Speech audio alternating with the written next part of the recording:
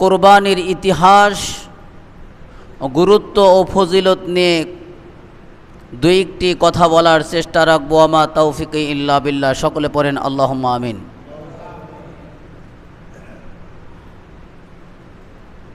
এই কোরবানিটা আল্লাহ রাব্বুল আলামিন প্রত্যেক উম্মতের জন্য বিধিবদ্ধ করে দিয়েছেন। এই কোরবানির সিস্টেম শুধু আমাদের না, আদম থেকে শুরু করে আজদি পর্যন্ত যত নবী রাসূল এসেছেন, যত উম্মাহ এসেছেন, সকলের জন্য আল্লাহ রাব্বুল আলামিন কোরবানির নিয়ম পদ্ধতি, কোরবানির সিস্টেম চালু রেখেছিলেন। তবে পদ্ধতিগতভাবে কিছু ক্রম বেশি রয়েছিল। আল্লাহ রাব্বুল আলামিন এই কথার দলিল দেন সূরা হজ্জের ৩৪ নম্বর আয়াতে। আল্লাহ তাআলা তিনি বলেন, ওয়ালিকুল্লি উম্মাতিন জাআলনা মানসাকান লিয়াযকুরু ইসমাল্লাহি আলা মা রাযাকাহুম মিন বাহিমাতিল আনআম। আল্লাহ রাব্বুল আলামিন প্রত্যেকটি উম্মতের জন্য কোরবানির বিধিবিধান, নিয়ম পদ্ধতি চালু করে দিয়েছেন, যাতে করে তোমাদের চতুষ্পদ জন্তুর উপর আল্লাহ তাআলার নাম স্মরণ করতে পারো। এই কোরবানির উদ্দেশ্য হলো আল্লাহর নাম স্মরণ করা। কোরবানির উদ্দেশ্য কি? আল্লাহর নাম স্মরণ করা। বান্দা যেন তাকওয়া অর্জন করতে পারে, কোরবানির অন্যতম লক্ষ্য। আল্লাহ রাব্বুল আলামিন এই কোরবানির সিস্টেম আদম আলাইহিস সালাতু ওয়াস সালাম থেকেই করেছেন। আদম আলাইহিস সালাতু ওয়াস সালামের দুই সন্তান তারা কোরবানি করেছিল। এর পিছনে কারণ, সেই সময় আদম আলাইহিস সালাতু ওয়াস সালামের সময় একই গর্ভজাত দুই সন্তান একসাথে বিবাহ বন্ধন নিষেধ ছিল। আদম আলাইহিস সালাতু ওয়াস সালামের এক সন্তান ছিল, তার নাম ছিল হাবিল, আর এক সন্তানের নাম ছিল কাবিল। এই দুইজন বিবাহ করবে সুন্দর তার বোনকে, কিন্তু হাবিলের ফারাজে আকলিমা, সে ছিল সুন্দর, সেই মেয়েকে বিবাহ করা, বোনকে বিবাহ করার সিস্টেম শরিয়াতে ছিল। কাবিলের পক্ষে যেটা ছিল সেটা ছিল একটু আকলিমার তুলনায় কম সুন্দরী, অর্থাৎ একটু অসুন্দর। কিন্তু কাবিল সেটা মানতে রাজি নাই। আদম আলাইহিস সালাতু ওয়াস সালাম বললেন, তোমরা যেহেতু আল্লাহর সিদ্ধান্ত মানতে চাচ্ছ না, তাহলে কোরবানি করো। কোরবানি আল্লাহ রাব্বুল আলামিন যারটা কবুল করবেন সেই আকলিমাকে বিবাহ করতে পারবে। আল্লাহ রাব্বুল আলামিনের ফয়সালা আদম আলাইহিস সালাতু ওয়াস সালাম দিলেন। হাবিল আর কাবিল দুইজনে কোরবানির সিস্টেম রাখলেন। হাবিল মেষ, দুম্বা এগুলো পালন করত, কাবিল ক্ষেত খামার চাষাবাস করত।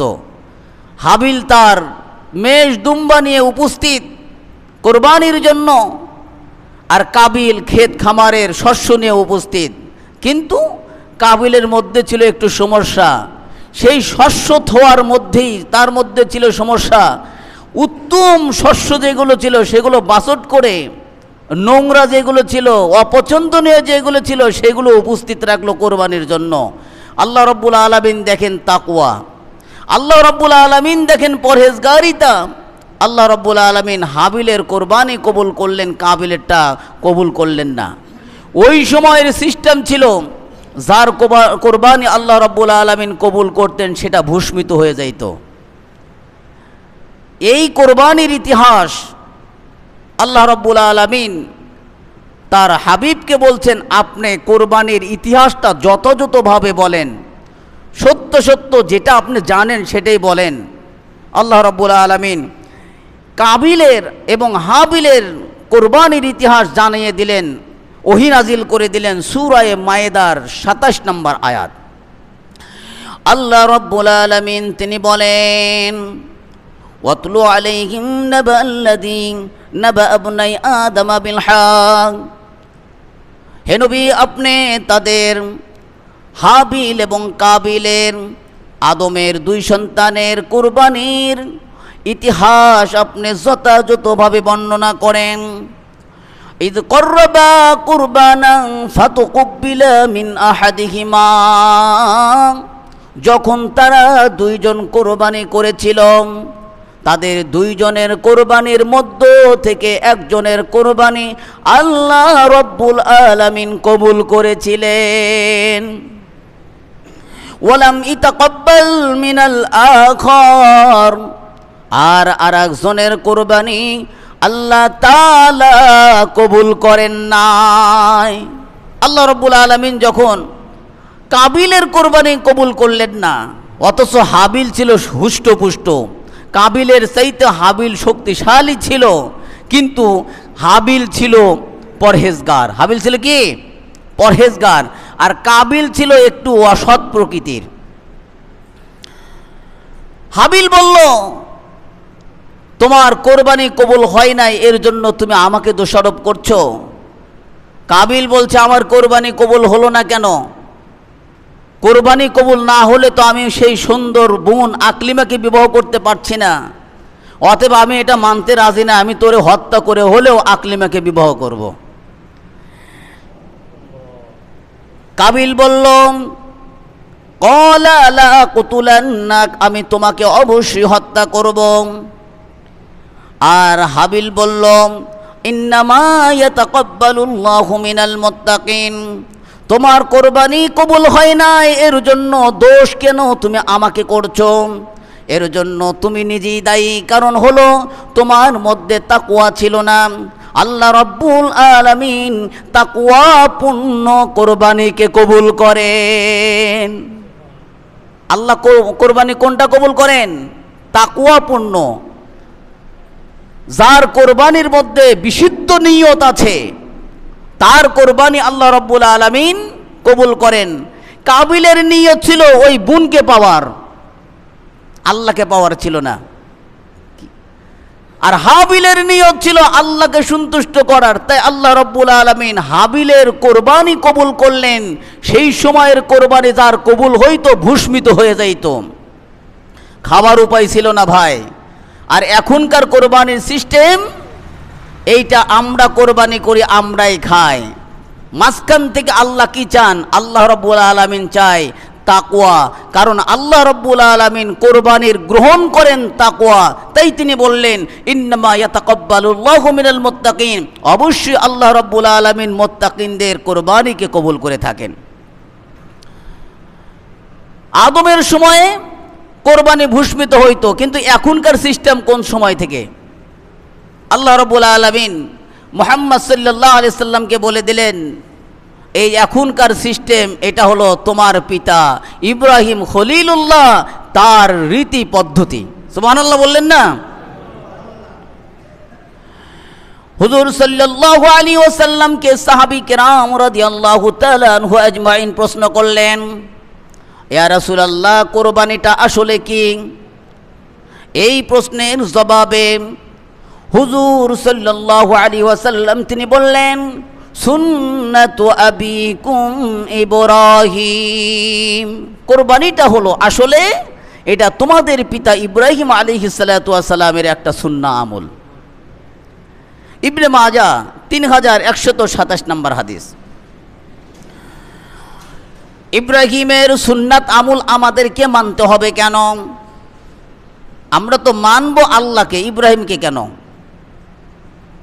কারণ ইব্রাহিম আলাইহিস সালাতু ওয়াস সালাম কখনই তিনি শিরক করেন নাই, মূর্তি পূজা করেন নাই, মাজার পূজা করেন নাই। ইব্রাহিম আলাইহিস সালাতু ওয়াস সালাম একমাত্র আল্লাহ তাআলার সিজদা করেছেন। ইব্রাহিম আলাইহিস সালাতু ওয়াস সালাম ছিলেন মুসলিম। আল্লাহ রাব্বুল আলামিন তাই তিনি বললেন তার হাবিবকে, হে নবী, আপনি ইব্রাহিমের ধর্মকে মানেন, ইব্রাহিমকে অনুসরণ করেন, ইব্রাহিমকে অনুগত করেন। তাই তো আমাদের জাতির পিতার নাম হলো ইব্রাহিম। আমাদের জাতির পিতার নাম কি ভাই? ইব্রাহিম আলাইহিস সালাতু ওয়াস সালাম। ইব্রাহিমকে মানতে হবে, এই কথার দলিল সূরা ইমরান 95 নম্বর আয়াতে আল্লাহ রাব্বুল আলামিন তিনি বলেন, ফাত্তাবিউ মিল্লাতা ইব্রাহিম হানিফা, তোমরা ইব্রাহিমের ধর্মকে একনিষ্ঠতার সাথে আমল করো, ইব্রাহিমের ধর্মকে একনিষ্ঠতার সাথে গুরুত্বর সহিত তোমরা অনুগত করো, অনুসরণ করো। কারণ হলো ওমা কানা মিনাল মুশরিকিন, ইব্রাহিম আলাইহিস সালাতু ওয়াস সালাম মুশরিকদের অন্তর্গত ছিল না। তার মানে মুশরিক যদি না হয়, মুসলমান যদি হয়, সে যদি আল্লাহর প্রিয় পাত্র হয়, তাকে অনুগত করা যাবে, মানা যাবে। আর যদি মুশরিক হয়, মাজার পূজারী হয়, শিরক করে, এরকম ব্যক্তির অনুসরণ করা যাবে না, অনুকরণ করা যাবে না। ইব্রাহিমের ধর্ম ছিল ইসলাম। এই ইসলাম ধর্মর নামটা ইব্রাহিম দেন নাই, আল্লাহ রাব্বুল আলামিন ইব্রাহিমের ধর্মের নাম দিয়েছেন ইসলাম। দেখেন দলিল, সূরা হাজ 78 নম্বর আয়াতে আল্লাহ তাআলা তিনি বলেন, মিল্লাতা আবিকুম ইব্রাহিম হুয়া সাম্মাকুমুল মুসলিমিন। ইব্রাহিমের ধর্মের নাম হলো আল্লাহ রাব্বুল আলামিন তিনি দিয়েছেন মুসলিম। সুতরাং ইব্রাহিম আলাইহিস সালাতু ওয়াস সালামকে তোমরা অনুগত করো, অনুসরণ করো। আমার নবী সাল্লাল্লাহু আলাইহি ওয়াসাল্লাম ইব্রাহিমের আলাইহিস সালাতু ওয়াস সালামের প্রত্যেকটি বিষয় অনুসরণ করতেন। তার মধ্যে আর একটি হলো কোরবানির সিস্টেম। এই কোরবানির সিস্টেম আল্লাহর রাসূল গ্রহণ করেছেন ইব্রাহিম আলাইহিস সালাতু ওয়াস সালামের কোরবানির সিস্টেম। তাহলে আদম আলাইহিস সালাতু ওয়াস সালামের সন্তানগণ কোরবানি করেছেন, কিন্তু সেই সময়ের কোরবানি ভূস্মিত হয়ে যাইত। আর বর্তমানের কোরবানি ভূস্মিত হয় না, আমরাই খাই। এই সিস্টেমটা কই থেকে পাইলেন? আন্দাজে বলে না, এটা ইব্রাহিম আলাইহিস সালাতু ওয়াস সালামের কোরবানির সিস্টেম আমাদের জন্য এটা জারি করেছে। আনেওয়ালা উম্মত যত আসবে কিয়ামত তক পর্যন্ত সবাই ইব্রাহিম আলাইহিস সালাতু ওয়াস সালামের এই সুন্নাহ কোরবানি আমল করবে। আল্লাহ রাব্বুল আলামিন তিনি বললেন, ইসমাঈল আলাইহিস সালাতু ওয়াস সালাম হযরতে ইব্রাহিম আলাইহিস সালাতু ওয়াস সালামের সন্তান। বৃদ্ধ বয়সে ইব্রাহিম আলাইহিস সালাতু ওয়াস সালাম একটি বাচ্চা লাভ করেন, সন্তান লাভ করেন। সেই সন্তানটা ছিল নেককার, কিন্তু অনেক প্রিয় ছিল, অনেক মুহাব্বতের ছিল। আল্লাহ রাব্বুল আলামিন হযরতে ইব্রাহিম আলাইহিস সালাতু ওয়াস সালামকে স্বপ্নে দেখান, হে ইব্রাহিম, তুমি তোমার প্রিয় বস্তুকে কোরবানি করো। কি স্বপ্ন দেখাইতেছেন? তুমি তোমার প্রিয় বস্তুকে কোরবানি করো। ইব্রাহিম আলাইহিস সালাতু ওয়াস সালাম আল্লাহ রাব্বুল আলামিনের এই স্বপ্নকে তিনি বাস্তবায়ন করলেন। কারণ হলো নবীদের স্বপ্ন হলো ওহী, রুয়াতুল আম্বিয়া ওয়াহয়ুন। নবীদের স্বপ্ন হলো ওহী। নবীদের স্বপ্ন কি ভাই? ওহী। হযরত ইব্রাহিম আলাইহিস সালাতু ওয়াস সালাম কোনো প্রশ্ন করলেন না আল্লাহকে, স্বপ্ন কি বাস্তবায়ন করতে হবে? একজন মানুষ তো স্বপ্নে অনেক কিছু দেখতে পারে, ঘুম থেকে উঠতে সেটা কি বাস্তবায়ন করতে হবে, এরকম কি কোনো বিধান আছে? কিন্তু ইব্রাহিম আলাইহিস সালাতু ওয়াস সালাম স্বপ্নে দেখেছেন।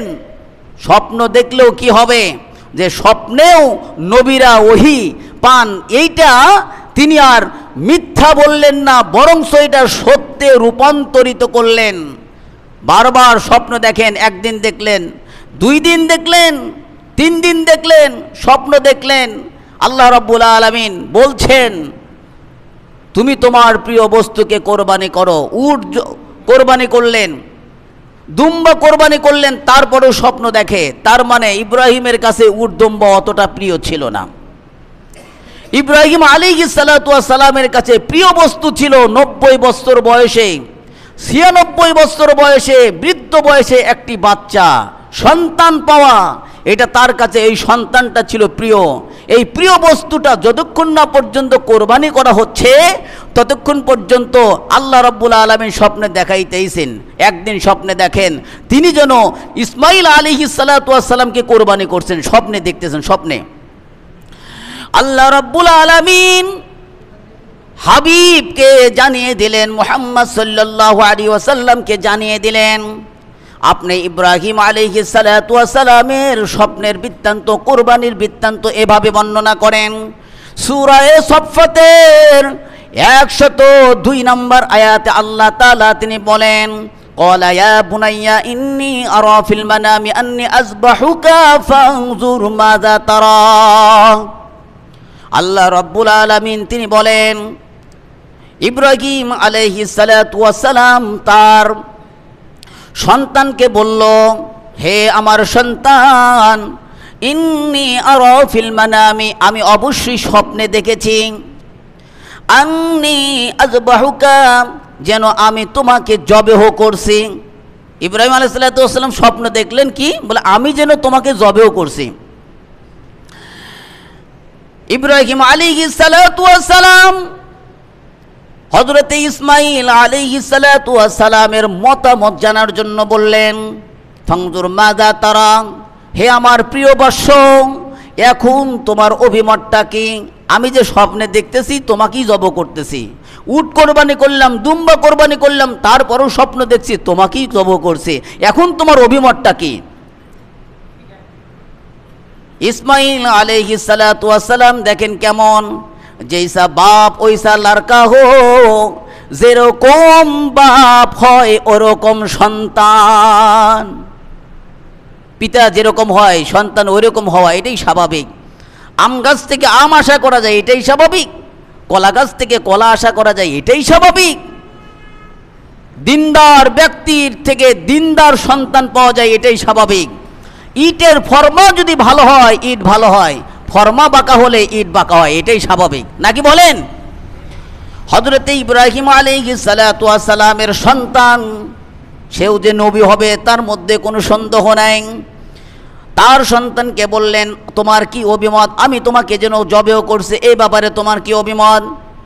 হযরত ইসমাঈল আলাইহিস সালাতু ওয়াস সালাম তিনি বললেন, ক্বালা ইয়া আবাতি ফাআল মা তুমার, হে আমার পিতা, আপনি যেভাবে আল্লাহ তাআলা আপনাকে আদিষ্টিত করেছেন সেই আদেশকে আপনি বাস্তবায়ন করুন, কার্যে পরিণত করুন, সমস্যা নাই। আপনাকে তো আল্লাহ নির্দেশ করেছেন, সুতরাং আল্লাহর হুকুম আপনি বাস্তবায়ন করেন।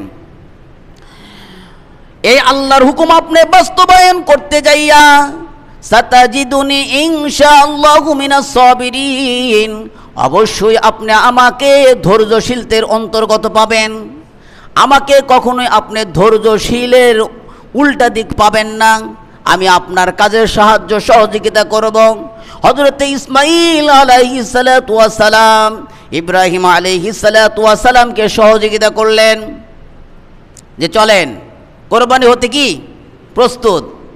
দুইজনেই ফালাম্মা আসলামা ওয়া তাল্লাহু লিল জাবিন, হযরত ইব্রাহিম আলাইহিস সালাতু ওয়াস সালাম, ইসমাঈল আলাইহিস সালাতু ওয়াস সালাম দুইজনে তাদের অনুগত্যের শিরকে নত করে দিলেন।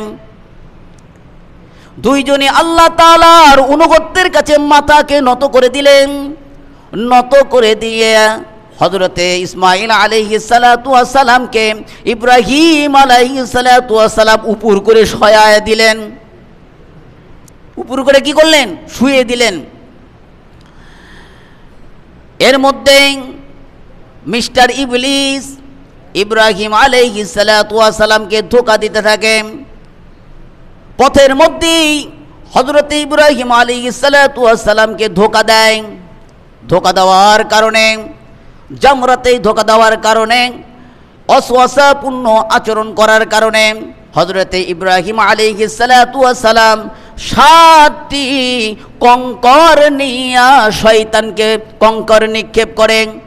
এভাবে 3বার করে। এভাবে কয়বার করে? 3 7 21, 3বার 7টি করে পাথর নিয়ে শয়তানকে নিক্ষেপ করে। দূর হ শয়তান, দূর হ। ওয়াসওয়াসা। কিন্তু ওয়াসওয়াসা দিয়া ইব্রাহিমকে তার কাছ থেকে ক্ষান্ত করতে পারে নাই, ইসমাইলকে তার কাছ থেকে ক্ষান্ত করতে পারে নাই।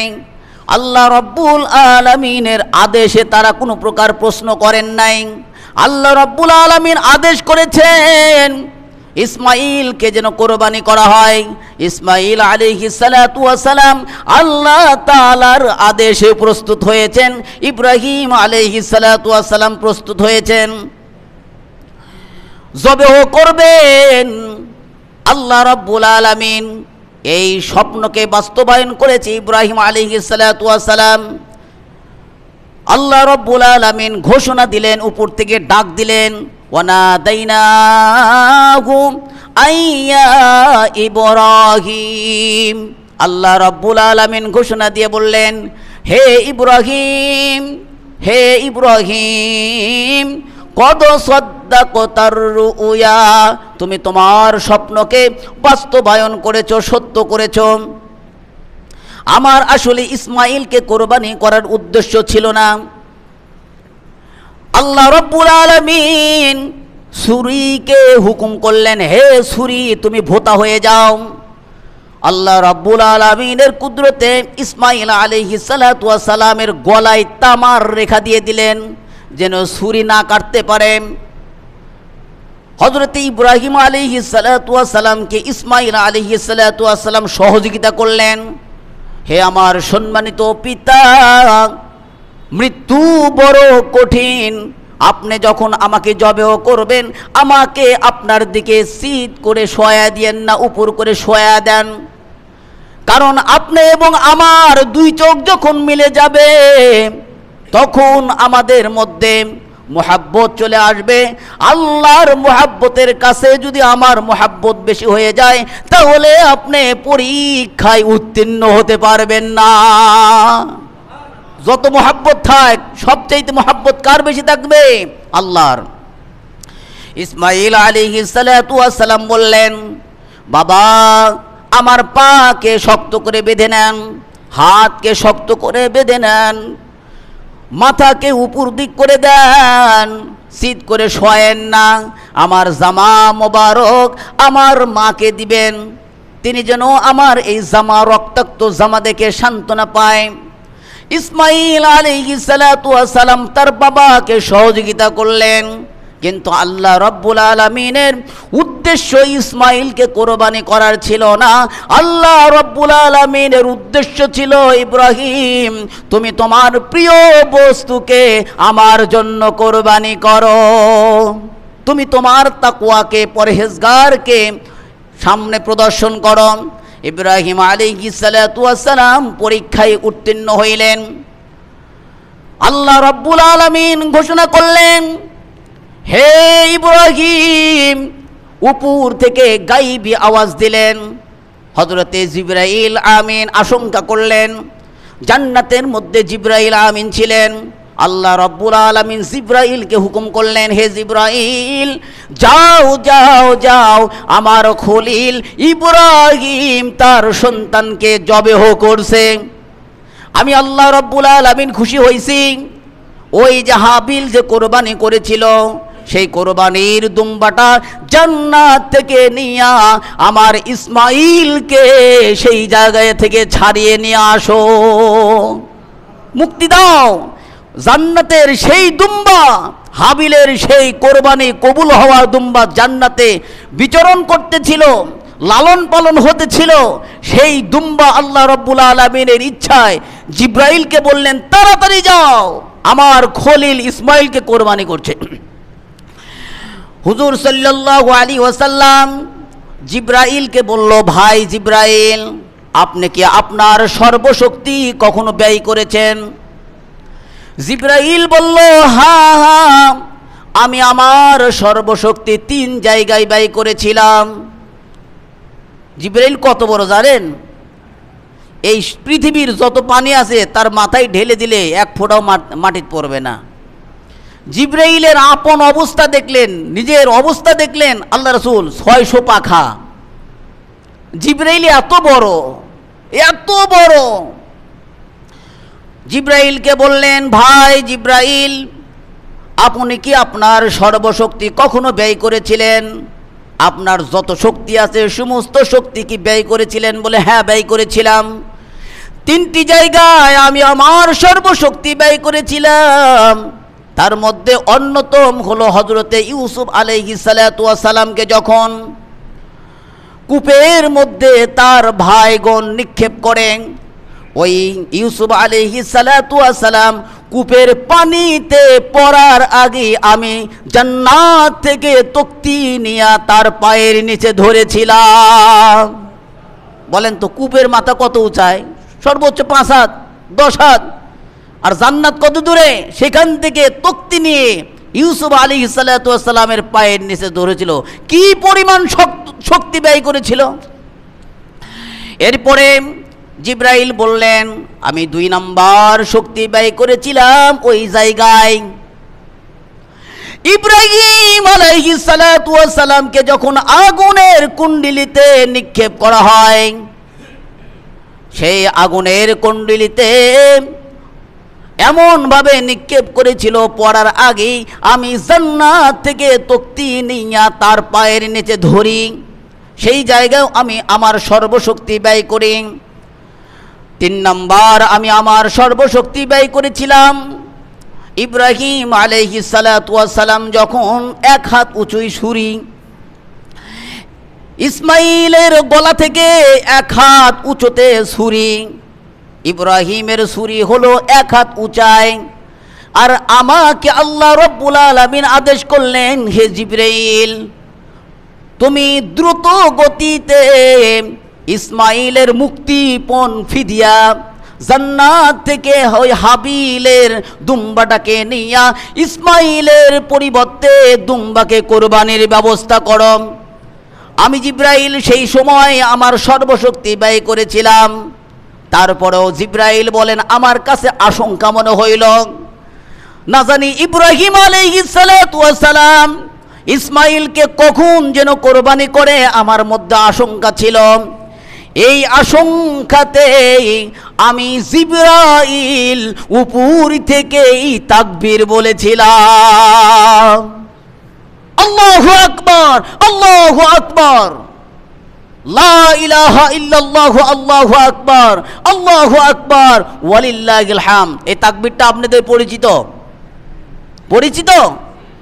3 ব্যক্তির এই তাকবীর ধ্বনি আল্লাহ রাব্বুল আলামিনের কাছে অত্যাধিক মজাদার হয়েছিল। অত্যাধিক প্রিয় হওয়ার কারণে আল্লাহ রাব্বুল আলামিন এই আনেওয়ালা উম্মতের উপর হযরতে ইব্রাহিম আলাইহিস সালাতু ওয়াস সালাম থেকে আজদি পর্যন্ত যতগুলো উম্মত আসবে সমস্ত উম্মতের উপর 9 তারিখের ফজর থেকে জিলহজের 13 তারিখের আসর পর্যন্ত তাকবীরে তাশরিক বলা ওয়াজিব করে দিয়েছেন। এই তাকবীরে তাশরিক 3 জনের সমন্বয়ে। জিবরাইল আমিন বললেন, আমি আশঙ্কা করতেছিলাম, আমার কাছে আশঙ্কা হলো ইব্রাহিম যেন ইসমাইলকে কোরবানি করবেন। আমি ছিলাম জান্নাতে, জান্নাতের থেকে দুম্বা নিয়ে আসতেই আমার আশঙ্কা হইল। আর ইব্রাহিমের ছুরি হলো ইসমাইল থেকে 1 হাত উঁচুতে। আশঙ্কার কারণে আমি ওখান থেকে তাকবীর দিলাম, আল্লাহু আকবার, আল্লাহু আকবার। এই তাকবীরটা শুনে ইব্রাহিম আলাইহিস সালাতু ওয়াস সালাম উপর দিক তাকালেন। তাকাইয়া আনন্দে চিত্তে বললেন, আল্লাহু আকবার, আল্লাহু আকবার, লা ইলাহা ইল্লাল্লাহ। ইব্রাহিম কি বললেন? আল্লাহু আকবার, আল্লাহু আকবার, লা ইলাহা ইল্লাল্লাহ।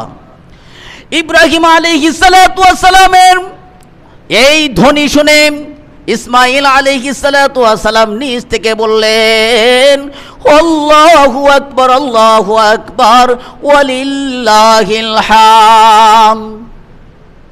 ইসমাইল বললেন আল্লাহু আকবার, আল্লাহু আকবার, ওয়ালিল্লাহিল হাম।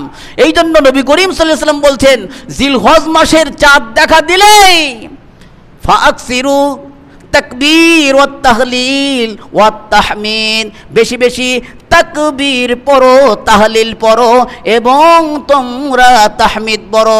এই কালেমাটার মধ্যে তাকবীর রয়েছে, তাহলিল রয়েছে, তাহমিদ রয়েছে, আল্লাহ তাআলার বরত্বের ঘোষণা রয়েছে, আল্লাহ তাআলার তাওহীদের ঘোষণা রয়েছে, আল্লাহ তাআলার প্রশংসার ঘোষণা রয়েছে। ভাই,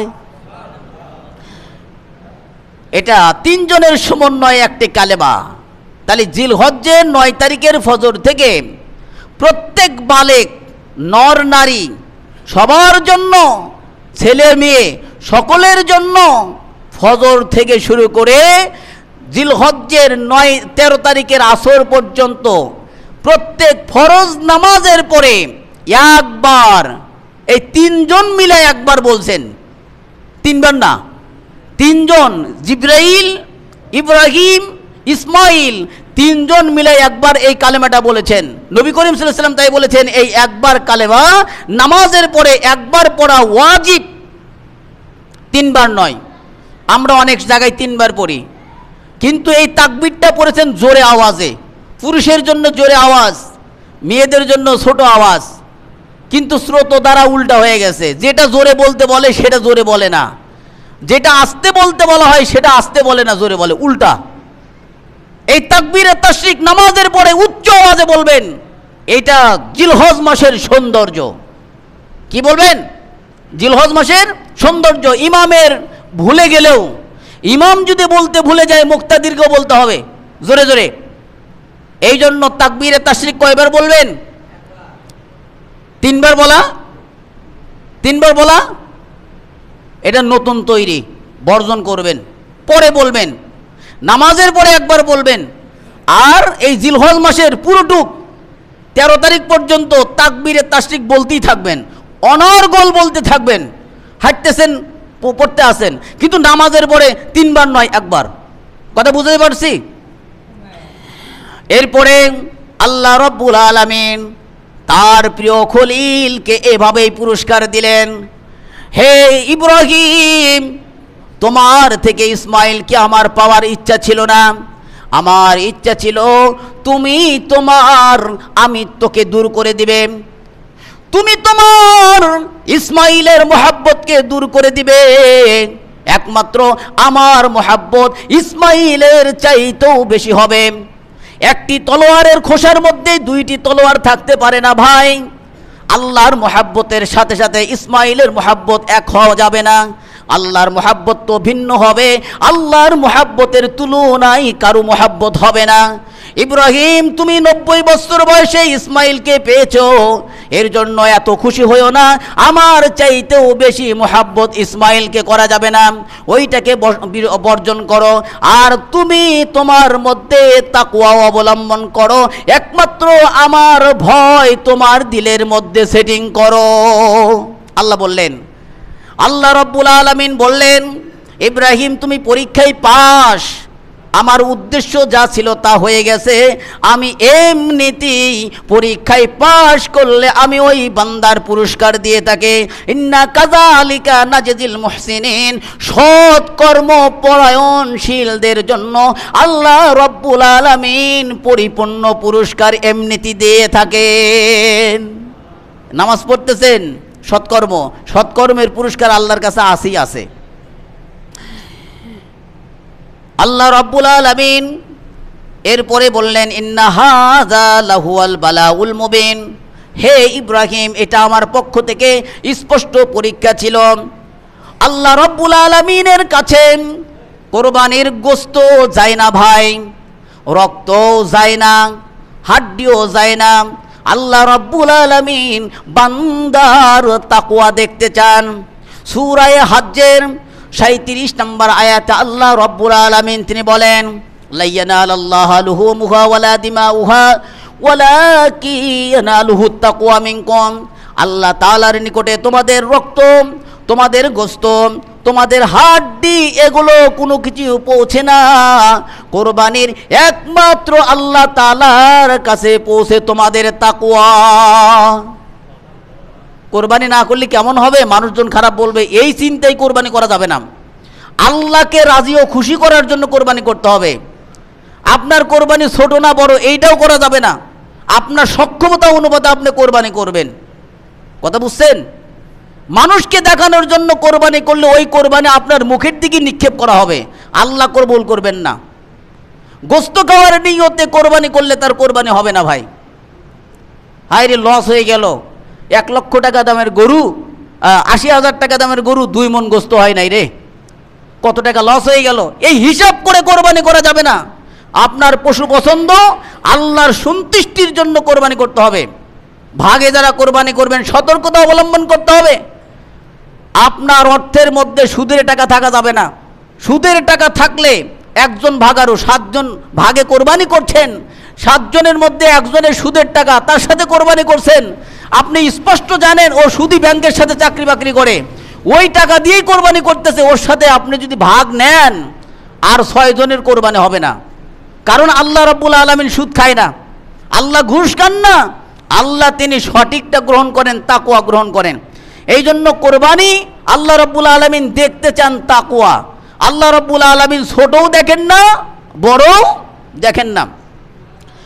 এক ব্যক্তি এরকম যে বাদশাহ আলমগীরকে দেখে নাই, বাদশাহ আলমগীরকে দেখে নাই, প্রত্যন্ত গ্রাম্য এলাকার মানুষ। তার মনের বড় খুব শখ, আমি বাদশার সাথে দেখা করব। তো বাদশার কাছে যাইতে গেলে কিছু তো হাদিয়া নিতে হবে। তো ওর বাড়ির কাছে, ওই গ্রাম্য লোকের বাড়ির কাছে, এবার এটা আবার কোন হাদিস জানেন না, বাড়ির কাছে একটি পুকুর ছিল। সেই পুকুরের পানি তার কাছে খুব স্বচ্ছ মনে হইতো। সেই পুকুরের পানি কলসিতে ভরে বাদশাকে হাদিয়া দেওয়ার জন্য নিয়ে গেছে।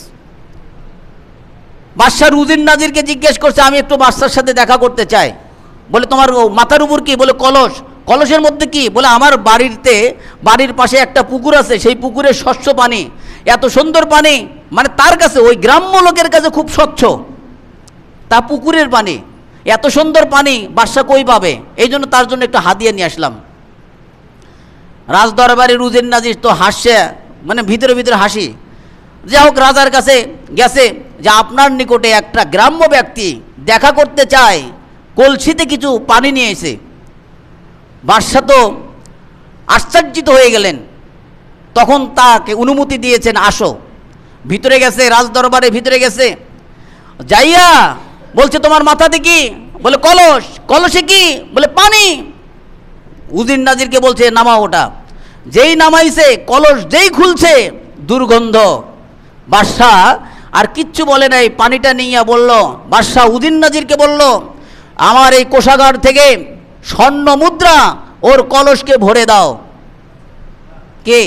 স্বর্ণ মুদ্রা কলসকে ভরে দাও। উজির নাজির তো আশ্চর্য, কি পচা পানি নিয়ে এসে, আর বাদশাহ এই কলসকে ভর্তি আবার স্বর্ণ মুদ্রা দিয়ে দিলেন। এবং শুধু তাই নয়, স্বর্ণ মুদ্রা দেওয়ার পরে এই লোকটাকে দাজলা নদীর পার দিয়ে নিয়ে যায়। ওই গ্রাম্য লোকটাকে উজির নাজির দাজলা নদীর তীর দিয়ে যখন নিয়ে যায়, পানি দেখে কাছের মতন জকজক জকজক করতেছে, আর আমি পচা পানি বাদশার দরবারে নিয়ে গেলাম, সেটাই অ্যাকসেপ্ট করলো। এবং শুধু তাই নয়, স্বর্ণ ভর্তি আমাকে কলসও দিয়ে দিল। এত সুন্দর স্বচ্ছ পানি থাকতে আমার এই পানির প্রশংসা করলো বাদশাহ। আল্লাহ রাব্বুল আলামিন এরকমই বাদশাহ। আপনার পচা পানি হোক, ছোট পানি হোক, সমস্যা নেই, আপনার হাদিয়া ছোট হোক, আপনার যদি তাকওয়া পরিপূর্ণ থাকে। ওই লোকটার মধ্যে ছিল বাদশার প্রতি প্রেম, ভালোবাসা, অগাধ ভালোবাসা ছিল। বাদশাহ তার ভালোবাসাকে মূল্যায়ন করলেন। আল্লাহ রাব্বুল আলামিন ওই বাদশার চাইতেও বড় বাদশাহ। আপনার হাদিয়া তুত্তপা ছোট হোক, তাকওয়াপূর্ণ হইলে ওই কোরবানি আল্লাহ রাব্বুল আলামিন বেশি গ্রহণ করবেন। আপনার হাদিয়াটা অনেক বড় হয়েছে, 2 লক্ষ টাকা দামের কোরবানি হয়েছে, কিন্তু মানুষকে দেখানোর জন্য, গোশত খাওয়ার জন্য, আল্লাহ রাব্বুল আলামিন বলবেন এই কোরবানি তোর কবুল করা হবে না। তাহলে কোরবানি কবুলের জন্য তাকওয়া পরিপূর্ণ শর্ত, হালাল রুজি হওয়া শর্ত। হালাল টাকার কোরবানি ছাড়া কোরবানি হবে না। যার নিকটে 52.5 তোলা স্বর্ণ আছে, 52.5 তোলা রূপা আছে, 7.5 ভরি স্বর্ণ আছে, বর্তমান বাজার মূল্য 52.5 তোলা রূপার মূল্য হলো 73,500 টাকা। এইটা মৌলিক প্রয়োজন। আপনি যেটা পরে আছেন জামা, এই জামাটা বাদ দিয়ে বাড়িতে আরও জামা আছে, এটাও ধরতে হবে। মৌলিক প্রয়োজনে অতিরিক্ত আপনার বাড়িতে 73,000 গচ্ছিত আছে অথবা সম্পদ আছে।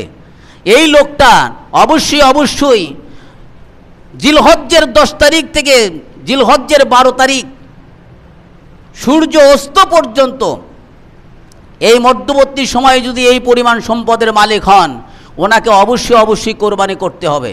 যদি কোরবানি না করেন, আল্লাহ রাসূল সাল্লাল্লাহু আলাইহি ওয়াসাল্লাম ধমক দিয়েছেন, আল্লাহ রাসূল সাল্লাল্লাহু আলাইহি ওয়াসাল্লাম ধমক দিয়েছেন সে যেন আমার ঈদগার মাঠে না আসে। দেখেন দলিল, ইবনে মাজার 3123 নম্বর হাদিস, হযরতে আবু হুরায়রা রাদিয়াল্লাহু তাআলা আনহু তিনি বলেন, যে ব্যক্তি মান কানা লাহু সাআতুন ওয়ালাম ইউযাহি ফালা ইকরিবান্না মুসাল্লানা, যে ব্যক্তি কোরবানি করার সক্ষমতা রাখে, কোরবানি করার সক্ষমতা রাখে, অর্থাৎ 72,500 টাকা বর্তমান বাজার মূল্য, এই টাকা আছে অথবা এই টাকার সম্পদ আছে, এই লোকটা যদি কোরবানি না করে, নবী করিম সাল্লাল্লাহু আলাইহি ওয়াসাল্লাম বলছেন আমি ধমক দিচ্ছি তাকে, সে যেন আমার ঈদগার মাঠে না আসে। কারণ ওর ঈদের মাঠের কি দরকার? হ্যাঁ, যার উপর কোরবানি ওয়াজিব নাই সে না দিলে সমস্যা নাই, সে না দিলে সমস্যা নাই। এই কোরবানিটা সুন্নাত, আর কোরবানির অনেক ফজিলত রয়েছে। কোরবানি কেমন ফজিলত? নবী করিম সাল্লাল্লাহু আলাইহি ওয়াসাল্লাম বললেন কোরবানির ফজিলত হলো এই কোরবানির প্রত্যেকটি পশুর প্রত্যেকটি লোমের বিনিময়ে এক একটি নেকি দেওয়া হবে। সময় নাই তাই বলতে পারতেছি না, এক একটি নেকি দেওয়া হবে। শুধু তাই নয়, এই কোরবানির শিং এবং খুর এগুলো নিয়ে কিয়ামতের ময়দানে এই পশু উঠবে। এই পশুকে দুনিয়ার পশুর চাইতে দ্বিগুণ করে দেওয়া হবে, শক্তিশালী করে দেওয়া হবে। এই পশুর বিনিময়ে, পশুর মাধ্যম দিয়ে আল্লাহ রাসূল সাল্লাল্লাহু আলাইহি সাল্লাম বলেন অনেকেই এই পশুর মাধ্যম দিয়ে পুলসিরাত পার হতে পারবে। এই জন্য এই কোরবানির পশু হুষ্টপুষ্ট হওয়া উচিত। 4 প্রকারের পশু দিয়ে কোরবানি হয় না। এমন অন্ধ যার অন্ধত্ব স্পষ্ট, এমন রোগা যে রোগটা তার স্পষ্ট, হাড়ের মজ্জা নাই, কঙ্কাল একেবারে রোগা, দেখতেও ভালো দেখা যায় না, এমন ন্যাংরা যেখানে আপনি কোরবানি করবেন সেই স্থান পর্যন্তই বুঝতে পারে না, এরকম গরু দিয়ে কোরবানি হবে না। স্পষ্ট কানা দিয়ে হবে না। অর্থাৎ এর দ্বারা আল্লাহ রাসূল বুঝাইতেছেন ত্রুটিযুক্ত পশু দিয়ে কোরবানি হবে না। যদি এরকম পশুর ক্ষেত্রে হয় তাহলে হারাম টাকা দিয়ে কি কোরবানি হবে? হারাম টাকা দিয়েও কোরবানি হবে না। কোরবানি শস্য একটা ইবাদত, কোরবানির মধ্যে আপনার কোনো প্রকার কমতি থাকা যাবে না। কোরবানি কেমন গুরুত্ব? নবী করিম সাল্লাল্লাহু আলাইহি সাল্লাম মদিনায় 10টা বছর ছিলেন, 10 বছরের 1 বছরও তিনি কোরবানি বর্জন করেন নাই। তাহলে কোরবানির গুরুত্ব আছে কি না ভাই?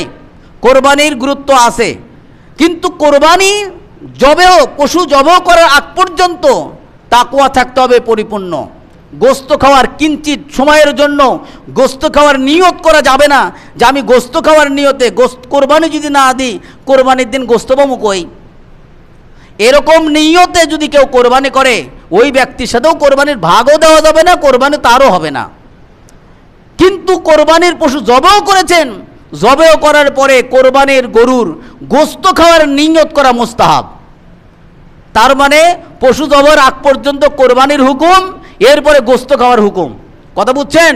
আল্লাহ রাব্বুল আলামিন আমাদের সকলকে কোরবানির পরিপূর্ণ আমল করার তৌফিক দান করুক, আমিন। কোরবানি একমাত্র আল্লাহর উদ্দেশ্যে হতে হবে। কুল ইন্না সলাতি ওয়া নুসুকি ওয়া মাহইয়ায়া ওয়া মামাতি লিল্লাহি রাব্বিল আলামিন, আল্লাহ বলেছেন। সূরা আনআমের 162 নম্বর আয়াতে বলছে, হে নবী আপনি বলেন আমার নামাজ, আমার জীবন, আমার মরণ, আমার কোরবানি, আমার সব কিছু আল্লাহর জন্যে। আপনার যা কিছু হবে এটা আল্লাহর জন্যই করতে হবে।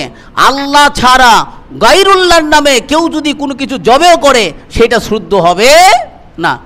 পীরের নামে, পীরের নামে, ব্যক্তির নামে কোরবানি করা শুদ্ধ হবে না। এই মাসালাটা বোঝেন, খালি এটাই বলে শেষ করব। আমি বলছি যে আমার নামে আমি কোরবানি করলাম, এটা শুদ্ধ নয়। কারণ আল্লাহ বলেছেন লিয়াযকুরুসমাল্লাহি আলা মা রাযাকাহুম মিন বাহিমাতিল আনআম, সূরা হজ্জে বলেছেন আল্লাহ একমাত্র আল্লাহর জিকিরার্থী, আল্লাহর শরণার্থী, আল্লাহর নামেই কোরবানি করতে হবে। তাহলে কি বিসমিল্লাহি আল্লাহু আকবার, কেউ যদি বলে আমার ভাইয়ের নামে, আমার বাবার নামে, আমার চাচার নামে, আমার পীরের নামে, আমার মুর্শিদের নামে, এরকম নামে যদি কোরবানি করতে হবে না, তাহলে কিভাবে বলবেন? বলে ভাগে কোরবানি হবে। হ্যাঁ, একটা গরুতে 7 ভাগ, ছাগলে কোনো ভাগ চলবে না। ছাগলের বয়স হতে হবে 1 বছর, গরুর কমপক্ষে বয়স হতে হবে। মুসিন্না দেখে তোমরা কোরবানি করো, অর্থাৎ দুধে দাঁত পড়েছে এরকম গরু দেখে কোরবানি করবেন। তবে দুধে দাঁত পড়ছে এরকম গরু পাইতেছেন না, সেই ক্ষেত্রে 2 বছর পূর্ণ হয়েছে ওই গরু দিয়ে কোরবানি করবেন। কথা বুঝছেন? 2 বছরের 1 দিন কমতি থাকলে কোরবানি শুদ্ধ হবে না। নবী করিম সাল্লাল্লাহু আলাইহি সাল্লাম তাই বললেন কোরবানি করো, তোমাদের উদ্দেশ্যে হবে এরকম যে আমি আমার অমক ভাইয়ের পক্ষ থেকে, রাসূলের পক্ষ থেকে, মুর্শিদের পক্ষ থেকে আল্লাহর নামে কোরবানি করলাম। কথাটাই একই, শুধু পক্ষে থেকে বলতে হবে, নামে বলা যাবে না। কথা কি বুঝাতে পারছি? একমাত্র আল্লাহর নামেই কোরবানি করতে হবে। আল্লাহ রাব্বুল আলামিন যেটা বুঝাতে চাইছেন, তোমার কোরবানির মধ্যে আমার উদ্দেশ্য থাকা লাগবে, আমাক ছাড়া অন্য কোনো উদ্দেশ্য থাকা যাবে না। যেভাবে কোরবানি করেছিল ইব্রাহিম আলাইহিস সালাতু ওয়াস সালাম, ওই কোরবানির সিস্টেমটা উম্মতে মুহাম্মাদের জন্য আল্লাহ জারি করে দিয়েছেন। আর সেই কোরবানির সিস্টেমটা আল্লাহ রাব্বুল আলামিন আমাদের জন্য ব্যবস্থা করেছেন। কোরবানি তোমরা করো, তোমরাই খাও, শুধু আমাকে তাকওয়া পৌঁছে দাও। আল্লাহ আমাদের সকলকে বোঝার, মানার তৌফিক দান করুক, আমিন। ওয়া মা তাওফিকি ইল্লা বিল্লাহ। আগামী জুমাতে ইনশাআল্লাহ কোরবানি করবেন কি